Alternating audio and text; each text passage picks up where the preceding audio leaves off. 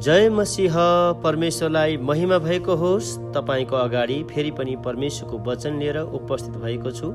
म विश्वास गर्छु यो वचनद्वारा तपाईँले पक्कै पनि आशिष पाउनुहुनेछ। आज मैले बाँड्न चाहेको विषय हो, येशूले निको पार्नुहुन्छ र नयाँ जीवन दिनुहुन्छ।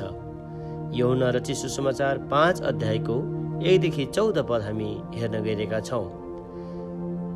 बेथेस्दा पोखरीमा 38 वर्षदेखि बिरामी मानिसलाई येशूले निको पार्नुभयो र भन्नुभयो, उठ, आफ्नो खाट उठाएर हिँड।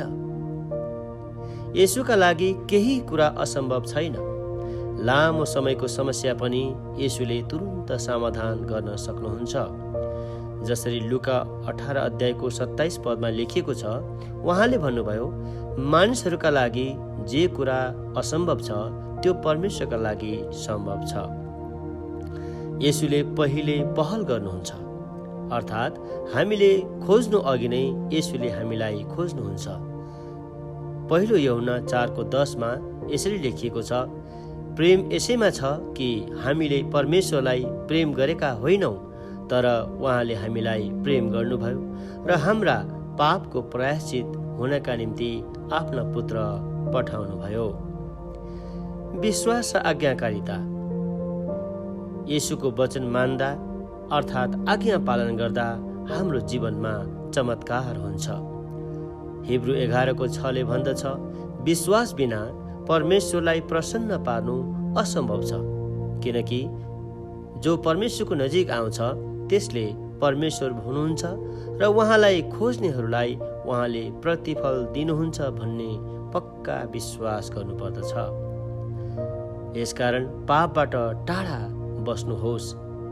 जसरी येशू प्रभुले त्यसलाई अर्थात् बेथेस्दामा पर्सिरहेको त्यो मानिसलाई जब भेटाउनु भयो र भन्नुभयो, हेर, तिमी निको भएका छौ, फेरि पाप नगर र तिमीमाथि अझ बढी खराबी आइ नपरोस्। येशूले हामीलाई निको पार्नुहुन्छ, उठाउनुहुन्छ र नयाँ जीवन दिनुहुन्छ। यसकारण हामी उहाँमा समर्पित हुनु आवश्यक छ, किनकि परम प्रभु हाम्रो वास्ता गर्ने परमेश्वर हुनुहुन्छ। त्यस मानिस पोखरीको नजिक धेरै दुःखदायी अवस्थामा थियो। उसलाई त्यो पानी छछल्केको अवस्थामा त्यो पानीमा धकेल्दिने मानिस कोही पनि थिएन। तर अन्ततः येशू प्रभु त्यस ठाउँमा आउनुहुन्छ र उसको जीवनमा चमत्कार गरिदिनुहुन्छ। परमेश्वरले तपाईँलाई आशीर्वाद दिनुभएको होस् र तपाईँको जीवनमा पनि परमेश्वरले चमत्कार गर्नुहुन्छ। येशूमा विश्वास गर्नुहोस्, येशूमा आशा गर्नुहोस्, किनकि प्रभुको वचनले भन्छ, परमेश्वरमा आशा गर्नेहरूको शिर शर्मले झुक्ने छैन, उनीहरूको शिर उज्जवल हुनेछ। परम प्रभुले तपाईँको जीवनमा, परिवारमा अचम्मको आशिष ल्याउनुहुनेछ र जुन कुरा तपाईँको निम्ति कठिन छ, असम्भव छ, त्यो कुरा येशूको नाममा सम्भव हुनेछ। परमेश्वरले तपाईँको जीवनमा आशीर्वाद दिनुभएको होस्। आमेन।